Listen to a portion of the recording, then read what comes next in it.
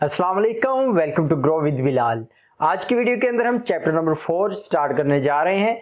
लेकिन chapter number 4 की तरफ बढ़ने से पहले अगर आपने मेरे चैनल को सब्सक्राइब नहीं किया हुआ तो चैनल को सब्सक्राइब कर लें, और अगर आपने पास्ट में जो लेक्चर्स बनाए गए हैं उनकी वीडियोस नहीं देखी हुई तो वो भी देख लें, ताकि आपको आज के लेक्चर की बेटर अंडरस्टैंडिंग हो सके। तो विदाउट वेस्टिंग एनी टाइम बढ़ते हैं आज के लेक्चर की जानिब। तो आज का जो हमारा टॉपिक है वो है डाटा एंड रेपिटेशन के हवाले से। जैसा कि हम जानते हैं कि इन आवर लास्ट लेक्चर जब भी हमें डाटा रिक्वायर होता था तो हम वेरिएबल्स डिक्लेयर करते थे, लेकिन कुछ ऐसी कंडीशंस बन जाती है हमारे पास कि डाटा की अमाउंट बहुत ज़्यादा होती है और हमारे लिए सूटेबल नहीं होता कि हम इतने ज़्यादा वेरिएबल्स को डिक्लेयर करें। तो उससे बचने के लिए हम क्या करते हैं, एक बेटर अप्रोच इस्तेमाल करते हैं। तो आज के लेक्चर के अंदर हम यही देखेंगे कि अगर आपके पास ह्यूज अमाउंट ऑफ डाटा आ जाता है तो आपने उसको किस तरह हैंडल करना है। यूनिट का इंट्रोडक्शन देख लेते हैं। While writing computer program we may find situations where we need to process large amount of data. The technique that we have learned so far may not seem suitable in these situations. So we need to have better mechanism to store and processing of large amount of data. Another common problem that we face, how to repeat a set of instructions for multiple times without writing them again and again. This chapter discusses the ways that C programming language provide in order to deal with the data and repetition. तो दो different situations यहाँ पे discuss की जा रही हैं। एक वो जिसके अंदर डाटा की अमाउंट बहुत ज़्यादा हो गई है और आपने उसको हैंडल करना है, उसको प्रोसेस करवाना है और स्टोर करवाना है, और दूसरी ये है कि एक ही स्टेटमेंट है या कुछ स्टेटमेंट का सेट है, उसको आपने बार बार रिपीट करवाना है। तो इन दोनों कामों के लिए हम कौन सी अप्रोचेस यूज करेंगे वो हम इस चैप्टर के अंदर पढ़ने जा रहे हैं। तो डाटा स्ट्रक्चर को देख लेते हैं। In the previous chapter, we have learned how to store pieces of data in variables. What if we need to store and process large amount of data? For example, the marks of 100 students, probably we need to declare 100 variables. अगर आपके पास 100 students के marks हैं और उनको आप store करवाना चाह रहे हैं तो जो टेक्निक अभी तक हम सीख चुके हैं उसके मुताबिक हमें 100 वेरिएबल्स लेने पड़ेंगे, यानी कि student 1, student 2, student 3 and up to so on student 100। तो इस तरह हम 100 वेरिएबल को डिक्लेयर करेंगे और उसके अंदर स्टूडेंट का डाटा लेंगे। फॉर एग्जांपल उसका नेम लेना है, वो हम स्टोर करते जाएंगे। तो ये अप्रोच जो है वो कोई बेहतर नहीं लगती हमें, which does not seem an appropriate approach. So high level programming language provide data structures in order to store and organize data. A data structure can be defined as follows. Data structure is a container to store collection of data item in a specific layout. Different data structures are available in C language. However, this chapter discusses only one of them, which is called array. It is one of the most commonly used data structure. अब array क्या होती है? Array is a data structure that can hold multiple values of the same data type. एक जैसी data type की multiple values आप store करवा सकते हैं इसके अंदर. An int array can hold multiple integer value. A float array can hold multiple real values and so on. यानी कि अगर आपके पास इंटीजर अरे आप बनाते हैं तो उसके अंदर आप इंटीजर वैल्यूज को स्टोर कर सकते हैं जितनी आपने लिमिट डिक्लेयर की होगी, और उसी तरह अगर आपने फ्लोट अरे बनाई है तो उसके अंदर आप फ्लोट वैल्यू स्टोर करेंगे। सेम एज इट इज अगर आपने 4 करैक्टर टाइप की अरे बना दी है तो उसके अंदर आप करैक्टर वैल्यूज को स्टोर करेंगे। अरे डिक्लेयर कैसे करते हैं? सेम वही प्रोसीजर है जैसे हम अपने वेरिएबल्स को डिक्लेयर कर रहे होते हैं, यानी कि पहले डाटा टाइप आती है और डाटा टाइप के बाद वेरिएबल का नाम आता है। सेम यही केस हमारा अरेज के साथ होता है।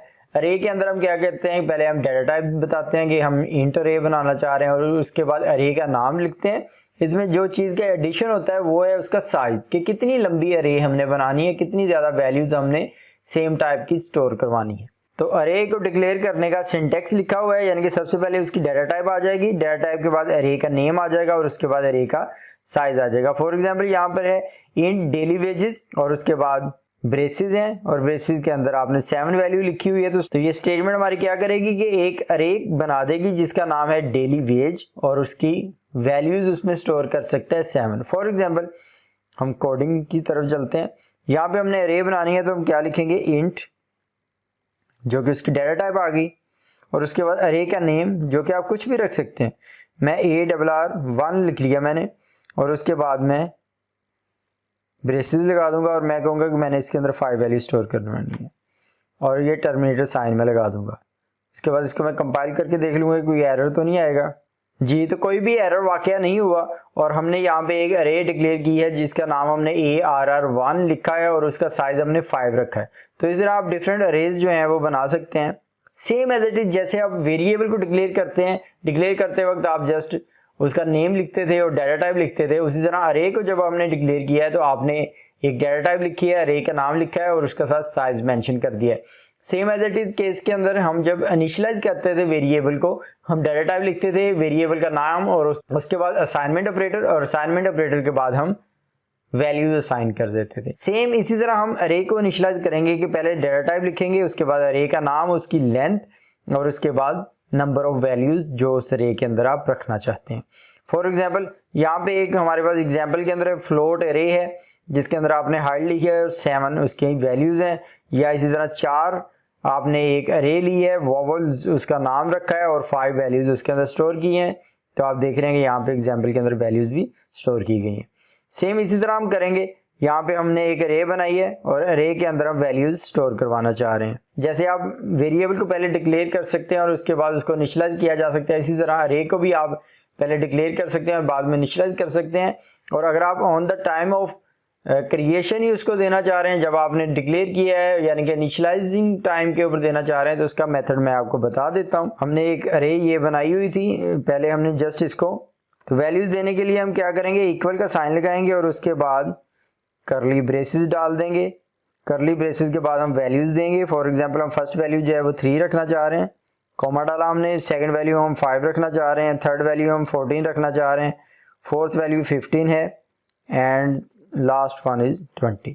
तो अब ये वैल्यूज हमने साइन कर दी हैं इसको। तो ये हमारे पास क्या लाएगा, अरे इनिशियलाइजेशन।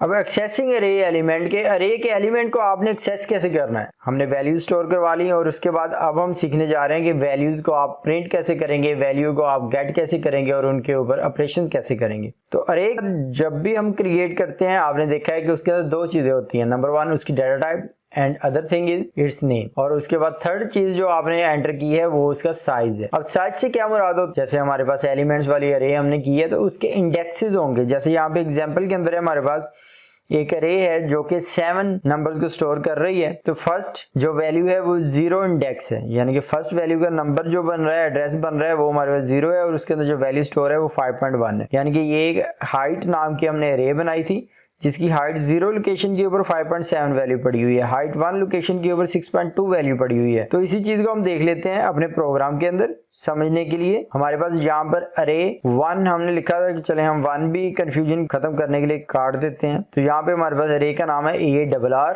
और 5 उसकी हमने लेंथ रखी है और ये 5 वैल्यूज हमने उसको असाइन कर दी। तो अब जो हमारे पास फर्स्ट वैल्यू है वो क्या है ये देखने के लिए हम यहाँ पे एक प्रिंटफ स्टेटमेंट लिख देते हैं, ब्रेसेस लगा लेते हैं, डबल कोट्स लगा लेते हैं क्योंकि ये हमारे पास जो वैल्यू है वो परसेंटेज डी लिखेंगे क्योंकि ये एक इंटीजर वैल्यू है।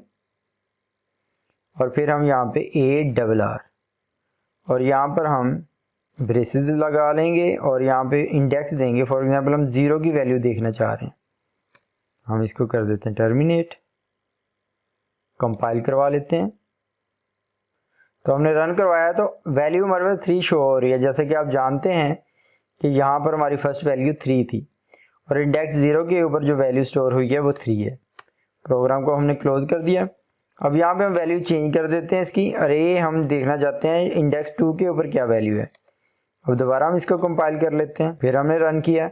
अब आपने देखा यहाँ पे वैल्यू 14 शो हो रही है और हम जानते हैं कि हमारे पास इंडेक्स नंबर 2 के ऊपर वैल्यू 14 है।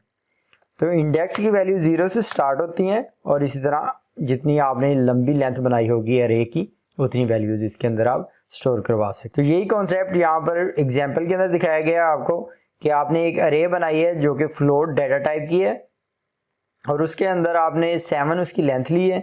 7 लेंथ लेने के बाद आपने उसके इंडेक्सेस जो हैं वो 0 से स्टार्ट होंगे और 6 तक जाएंगे। जो उसके अंदर वैल्यूज आपने स्टोर करवाई होंगी उनको अगर आप देखना चाहते हैं या उनके ऊपर कोई भी प्रोसेस करना चाहते हैं तो आप उसके इंडेक्स का नंबर लिखेंगे ब्रैकेट्स के अंदर और इस तरह आप उन वैल्यूज को गेट कर सकते हैं। यही चीज यहाँ पर, यही काम हम इस एग्जांपल के अंदर कर रहे हैं 4.1 के अंदर कि हमने एक अरे बनाई है जिसमें हमने एज लिखी है 5 स्टूडेंट्स की या 5 पर्सनस की। एज 0 को वैल्यू दी है हमने 25, एज 1 को वैल्यू दी है हमने 34, एज 2 को 29, एज 3 43 और एज 4 19। अब इसके अंदर हमने बारी बारी इंडेक्सेस को वैल्यूज असाइन की हैं और इसी तरह प्रिंट जब हम करवा रहे हैं तो इंडेक्स 1 के अंदर जो वैल्यू है वो 134 है, वो वहाँ पे शो हो जाएगा। 0 के अंदर जो वैल्यू है वो वहाँ पर शो हो जाएगी। इसी तरह 2 के अंदर जो वैल्यू है वो वहाँ पे शो हो जाएगी। यानी कि डिक्लेयर करते वक्त जब ब्रैकेट के अंदर हम कोई डिजिट लिखते हैं उससे मुराद होता है कि हम उसकी लेंथ डिफाइन कर रहे हैं और उसके बाद प्रोग्राम के अंदर किसी भी जगह के ऊपर डाटा टाइप के बगैर यूज कर रहे होते हैं तो उससे मुराद ये होता है कि वो किस इंडेक्स को आप फोकस कर रहे हैं। डिफरेंट एग्जांपल्स हैं, इनको आप गो थ्रू कीजिएगा। आई होप सो कि अरेज का कॉन्सेप्ट आपने अंडरस्टैंड कर लिया होगा। नेक्स्ट लेक्चर के अंदर हम रेपिटेशन स्ट्रक्चर्स को देखेंगे। तो आज की वीडियो के लिए इतना ही। Stay tuned with my channel. अल्लाह हाफिज।